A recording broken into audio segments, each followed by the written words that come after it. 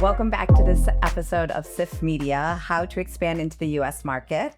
Today, I have the pleasure of speaking with Jian DeLeon, head of men's fashion for Nordstrom's, Chris Corrado from Plus Agency, and Eric Asence, buyer for Saks Global. Thank you all for being here.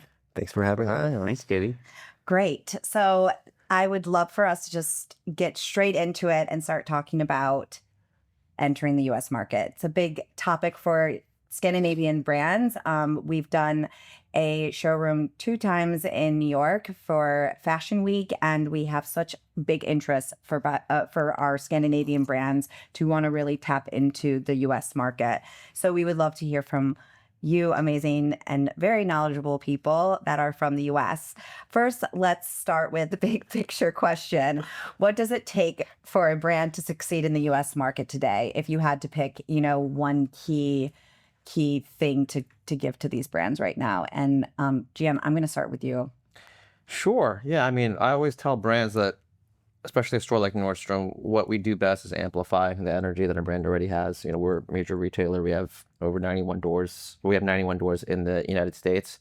And so, when a brand already has something that people are talking about, what we can do is just really become a platform where people can discover the brand that may already have heard of it. I mean, one thing I'm big on is like kind of URL to IRL energy, which is that someone who might have seen a brand or knows it from social media or the internet, they can come to a store and discover it in a physical space. They might not have tried it on before.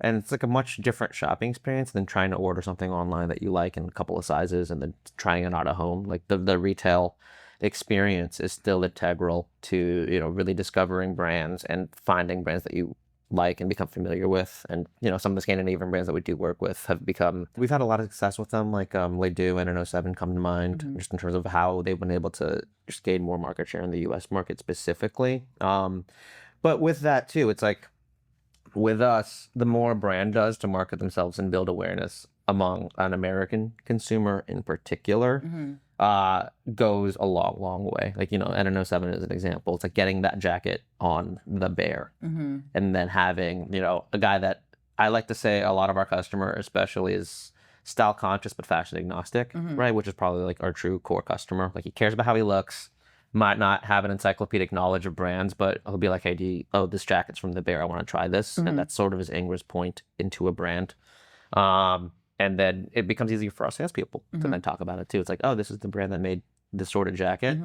And then that's just a good example because it's not just about, they also opened their flagship store in New York, but having that pop culture tie-in just makes it easier for us to tell their story in our stores and beyond. Eric, I would love to go to you since you're also in a department store. What would you say it takes for a brand to succeed right now? I mean, Jian said it perfectly well. U.S. department stores were really aligned, building your brand equity and building your core audience and making sure that you're using every resource that you have, building your social equity, your capital, making sure that brand awareness is there. Because brand equity, in reality, works wonders for an emerging designer, especially if they're trying to break into the U.S. market, for sure. Chris, I would love to hear from you now because you're on the opposite side of it. You're from a sales agency. You've built a very successful one of that in the U.S. market. What do you really look for when it comes to bringing on a new client into Plus and, prepping them into entering that U.S. market? Yeah, I think building upon what both Eric and Jian were saying, me being a little bit further up the funnel, one of the things we talk about a lot is community, which is probably just a different label than what these guys are saying as it relates to foundation building. We're going to be better as a service provider if we've got something to work with already. And that means that brands have to do the legwork first. So I think like taking it all the way back to like day one, how do I approach the North American market? One, like you got to do the research. You got to do it yourself. You got to know who the right partners are for your brand. You need to figure out what are the right brand adjacencies, who do you live next to, and where do they exist? Learn who those stores are.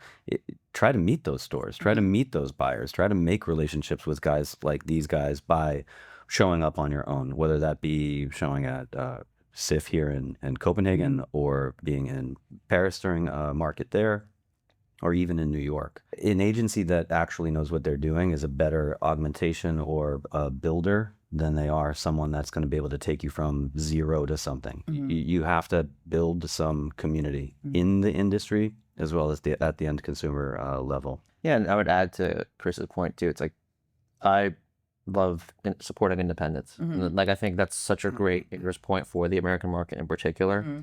There's so many brands that are like, oh, I want to be in, you know, a Nordstrom because I feel like that would help make my brands. And it's like, well, you know, again, it's like we're not really a place where we can like launch a brand, and we have pretty high standards in terms of like when we do have a brand in terms of just like how it performs. And so again, just having a consumer that's familiar with what the brand is. I look at like some of our independent vendor like partners, like let's say like Cueva in like in New York is a great sort of barometer for where a lot of smaller brands can start. And then also just like if you are like a younger brand, it just puts you in a position where you're actually dealing with a retail experience, right? Like dealing with delivering on time for a major is a very different conversation than an independent. And you also learn a lot through that, you know, initial wholesale experience.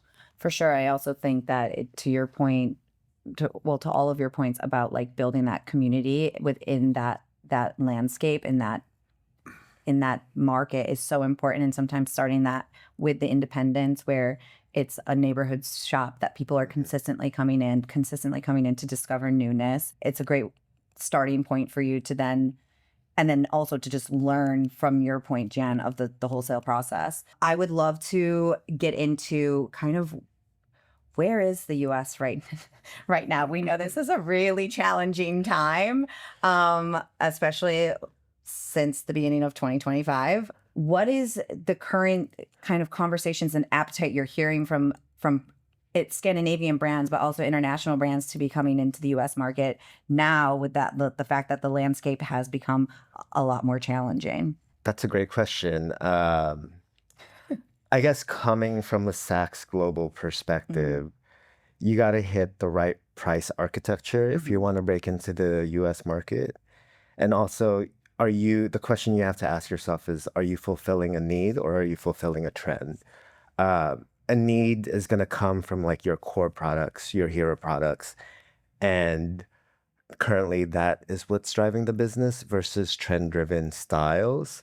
So you really have to look at your business and make sure that you're hitting all of the notes that you need to hit.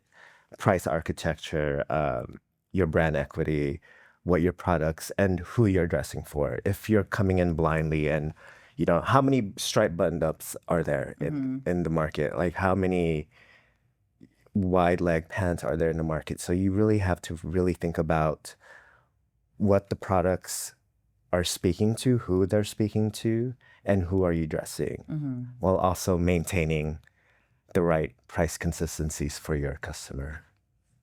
I think I should play off of that last piece. I think from a commercial strategy standpoint, price consistency, look, it's volatile, right? The market is literally crazy and you have no idea what, let's say, we all know that we're talking about tariffs at the moment, right? So with the tariff talk, we don't necessarily know what the tariff environment is going to be at the time that we actually ship, right? So you have to bake into however you are approaching it as a brand, some level of, let's call it, insurance policy on the way that you do your pricing architecture, so that almost regardless of what happens, you're like kind of covered. Right? I can tell you, like, it is it's sort of a negotiation. It's sort of like we're all meeting somewhere in the middle, but it does start at the brand level. So you kind of have to come into the market with a strategy to say, like, whether the tariff is 38% or 12%, I need to figure out how to mitigate that as much as possible. And that's part, like, again, coming back to the first question, building your relationships, having a human connection with all of the key stakeholders within the industry from a retailer's perspective, so you can sit down and have transparent and honest conversations about where you are. That is very much that's very much part of our process. Like that's expected in a sense. There is no, I don't know, some of the veil that probably once existed around pricing architecture has started to get pulled back because it just has to. Like we have to be partners in that process. Otherwise, someone's going to get screwed. Yeah.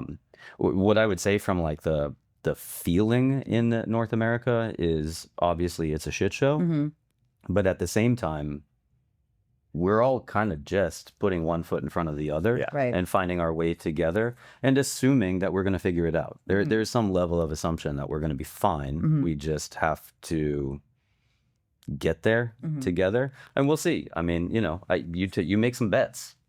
Yeah. You win some, you lose some. That's just doing business. Yeah. So, Jian, do you have anything to add? Yeah, I mean, I think really what's happening is that the EU is going to be the strongest bet to probably make the most or gain the most market share in the States, mainly from a manufacturing standpoint, right? It was very clear early on that Asia, China, and Japan was going to be a big target of these tariffs. And so a lot of brands and companies have had to shift manufacturing primarily to the EU, where it's been, I mean, it's still volatile, but at least the negotiations are happening to a point where, you know, it's still going to cost everyone a little bit more, but it's still costing significantly less than where things were majority made in China. And the fact of the matter is, especially when it comes to apparel, footwear, it's like, you know, we're talking about importing goods to a country that hasn't made 98% of the apparel that's bought in the States for a long, long time. And so, you know, if we, as much as people want to push American manufacturing, that infrastructure is not going to happen anytime soon. But in the meantime, we have been really looking and working with vendors who have adapted to like this new paradigm, and a lot of it has been coming from like the Eurozone. And I think also, as like an adverse effect of that, is like the EU is becoming a little bit like the U.S. consumer's still there, but they're hedging their bets in other markets. anyone know what the latest update is? Because I've heard conflicting information on de minimis. I don't know. My understanding from a conversation I had earlier this week is that in the latest trade talks with the EU, that de minimis was actually eliminated as well for stuff that's originating from Europe. And I think that that's actually, as an American who runs a B2B business, that's actually very exciting for us and for our retail partners. Because there are a lot of international retailers and brands that are moving product into the United States when de minimis was set at $800, basically tax-free for a long time. It's a little bit shitty for brands, and they have to figure out how to navigate that. But what it does mean is it really is helping our retail partners out within the U.S. because they're not necessarily having to compete in price to those, because those numbers are coming in. I mean, those are better deals for a lot of our end consumers. So call that potentially a small silver lining for us, but we'll see. I want to move into a couple questions for Jian and Eric. I know we touched a little bit about this in the beginning, but how important is it that brands have already have that U.S. awareness or presence before it's being picked up by a major retailer in the U.S.? It's pretty important. You have to have some presence before you enter the U.S. market.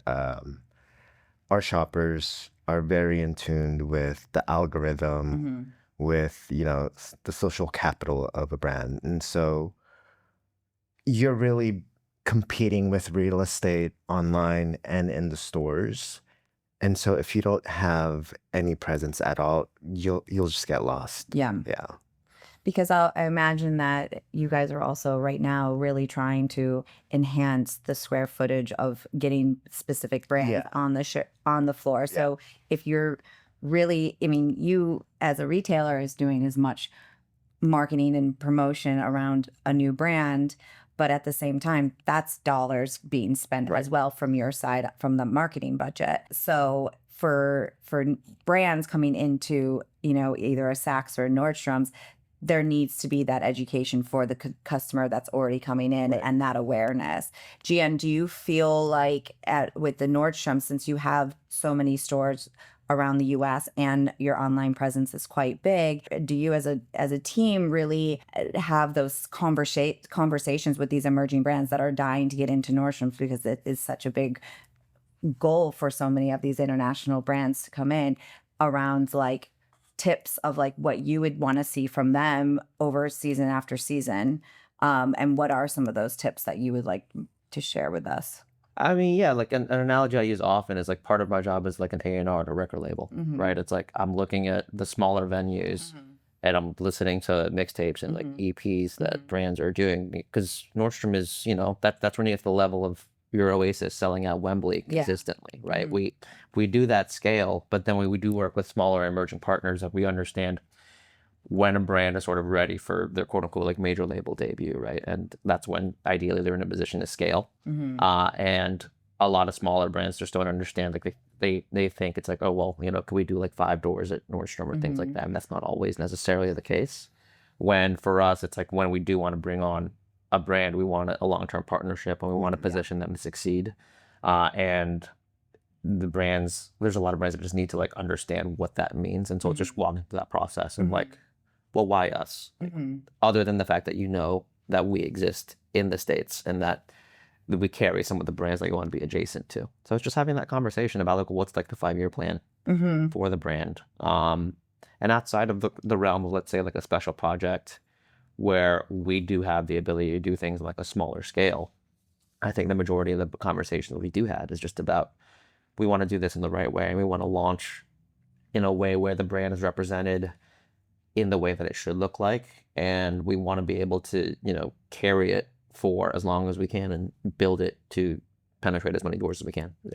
Chris, I would love to talk to you a little bit about brands that you advise within Plus Plus and in entering the US market, because a lot of brands come to you for that.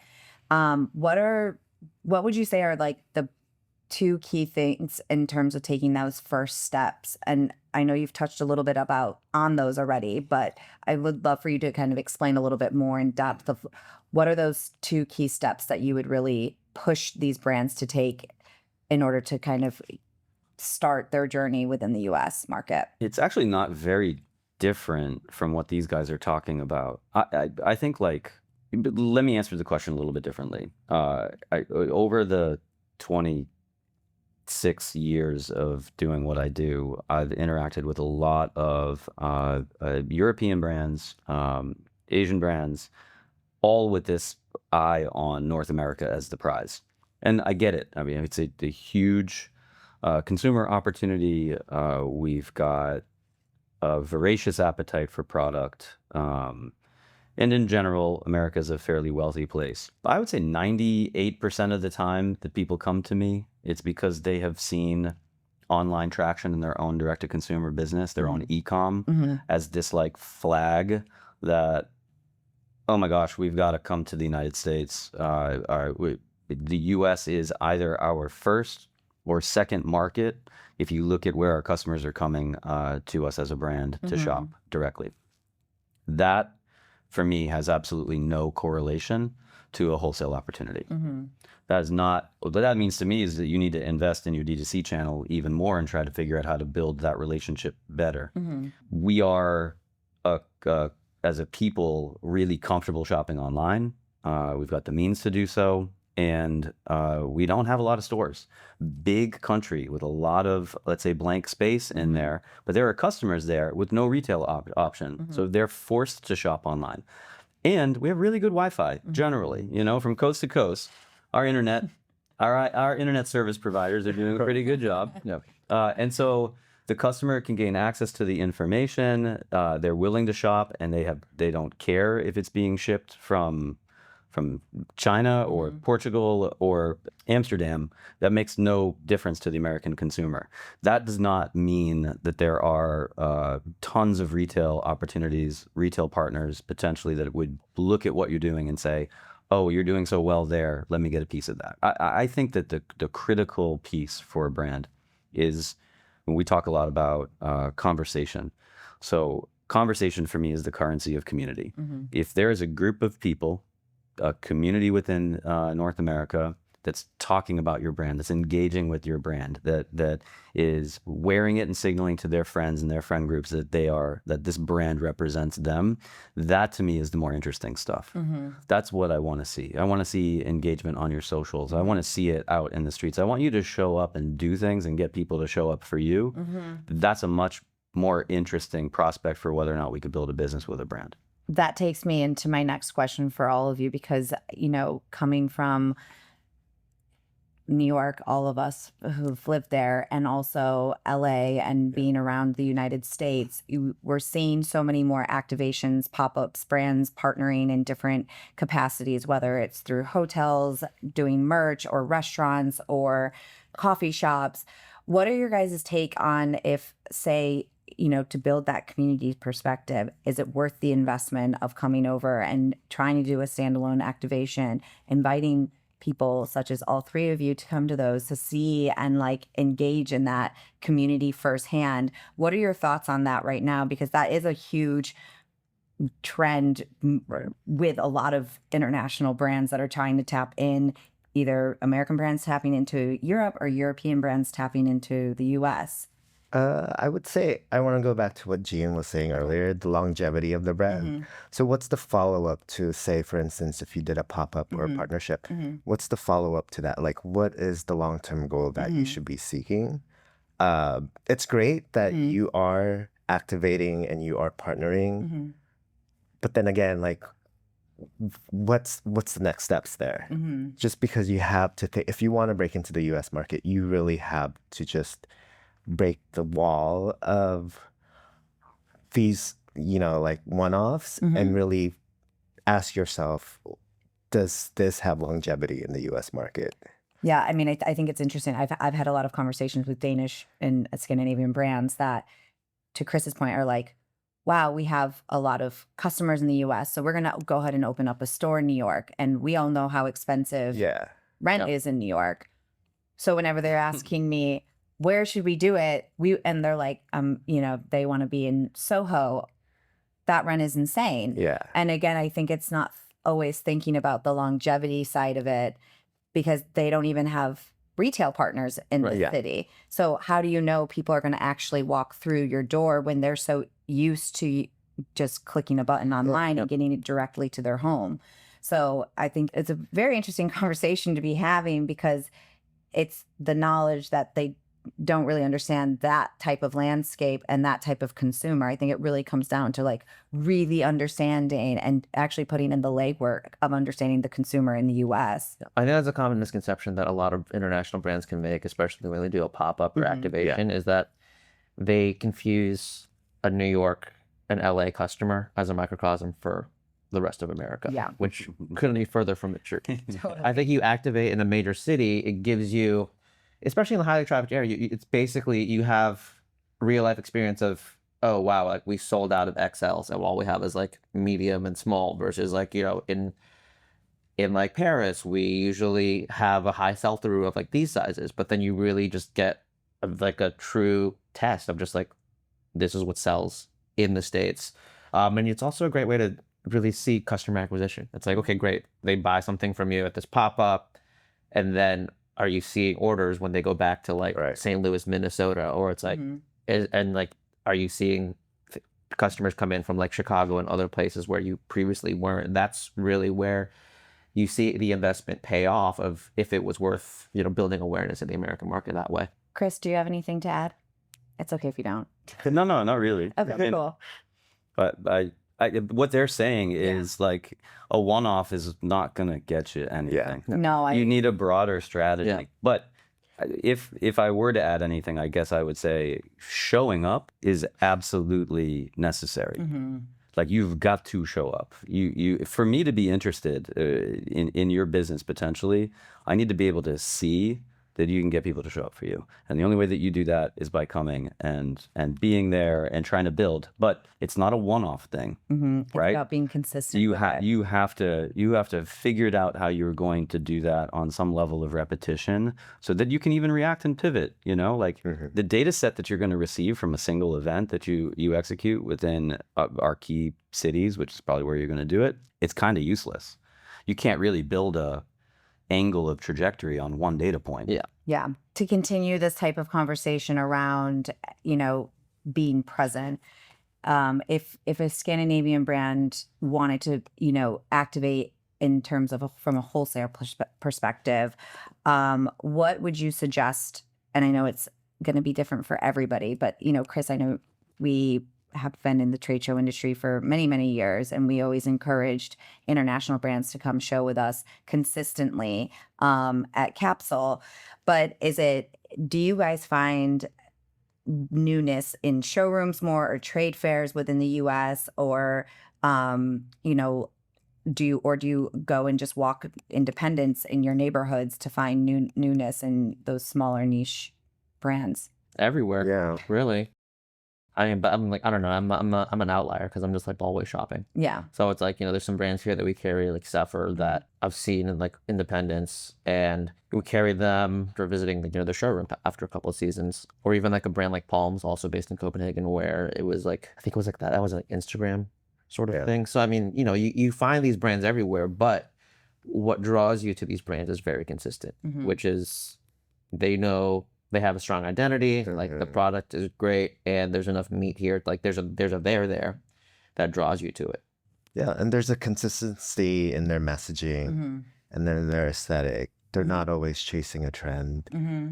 And it goes back to what we were saying earlier, really building your audience and capitalizing on what makes sense for your brand and for your customers. Yeah, I mean, that's the thing. It's like, I think that's what we're getting back to in terms of this entire conversation, right? Is like, there's so many brands that want a seat at the table, but the brands that we're attracted to have made their own table. Yes. Yeah. Mm-hmm. Yeah. It's not just following what everybody else is doing. And I think that's like a big part of what's happening in this region, as well as throughout the industry right now. And I think for anybody being present in the US, it is such a big market. There is so much noise. You have to really be standing on your own and really setting yourself apart from everything else, because you'll just get lost in the noise. I would say that's especially important for a lot of Scandinavian brands, right? Just because aesthetically, like a wide trouser, a plaid shirt, like sometimes, to the untrained customer, which is the majority of the American customer, it's like the difference could just be like the label, or like, this is a slightly lighter pink in this plaid, and this is a slightly darker brown in these trousers. And, people like us can tell that apart. But then on the floor, it's a different story. And so being able to know like what brands you're next to, but then also for us, it's like, how do we build this assortment so that this brand's key products look good next to this brand's key products, even though they both meet in the middle when it comes to, certain shirts, etc. We know that how they can be an important differentiation when it comes to, a multi-brand setting. Okay, great. Thank you. Sorry. Word. Great. I just have a couple more questions for you guys. What categories or aesthetics are you currently underserved in the U.S. menswear space, and what would you like to see? Broad question. I think that there's never been a better time to be into menswear, because you can get, I feel like for the first time, especially in the American market, it's like you can get a look at a variety of prices. I think the trick is just what it's all about is price value, who does it best, and who does it at like the best price that a lot of customers gravitate towards, along with like the brand equity of, I'm going to put this on, I'm going to look great, I'm going to feel great. And the brand that I'm buying also like is a tool for me to express my own self-identity and style. And that's like the golden ratio, Right. Yeah. And back to Jian's point, it's not necessarily like a category, but more so a look, and does the pricing fit into that look? Because you're competing with the algorithms, the get ready with me videos, all of that. And so how does it make sense for your customer in terms of catering to what he needs versus a specific category that you're missing on your store floor?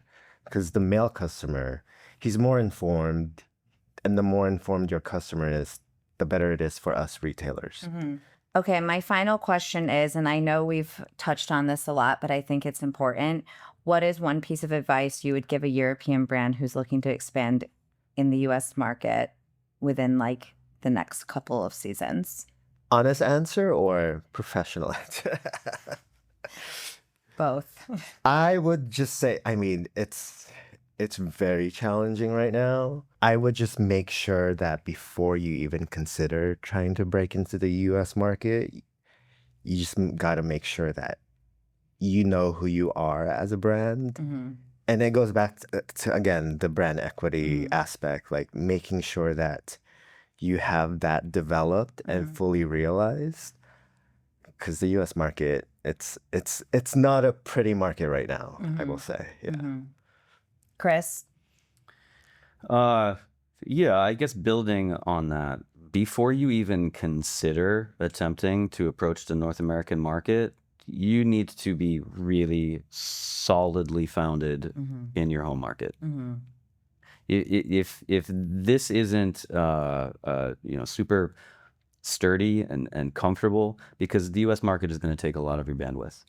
And when you start taking your bandwidth away from your core business that you've built here, your customer base that's supporting you, whether it's here in Denmark or within Europe generally, you can lose that. Yeah. You can lose market share here by focusing on what you might deem to be the bigger prize or another massive revenue stream. You can only attempt that when you're in a position to make that investment. And it will take a lot. Yeah. Whatever it costs you to build your business here, it is going to cost you significantly more to build your business in the United States. So get your game up. Yeah. Jian? Yeah, I mean, I think Chris and Eric pretty much summed it up pretty well. I mean, right now it's an especially challenging time. It's always been challenging. Now, for very obvious reasons, it's more challenging than ever. And so, you have to just do your homework, come up with a really strong game plan. And even then, it might not be successful. And you have to be prepared for that. Yeah. No, I can't agree more. I think to all three of your points, it's really making sure that you have that brand voice, and that equity already built, but then also really making sure you're educated on your consumer and also being actually ready. I think a lot of brands are rushing to get into the US because it is such a big market and they think that that's going to help generate money, but it's, to Chris's point, going to cost you so much money and take away so much of your resources because it is such a big market. So, and at the end of the day, you're also at the mercy of the customer. Exactly. And it's like, you can be prepared. You can have done all the research. The data will only tell you what's happened in the past. And it'll only tell you what happened for another market. Like, exactly. The ultimate unpredictable asset is, how's the customer going to react? Right. Yeah. Yeah. Well, thank you so much, all three of you, for being here today. It was a really great conversation. Thanks. Thanks, Katie. Thank you. No Thanks, problem. Katie. Thanks.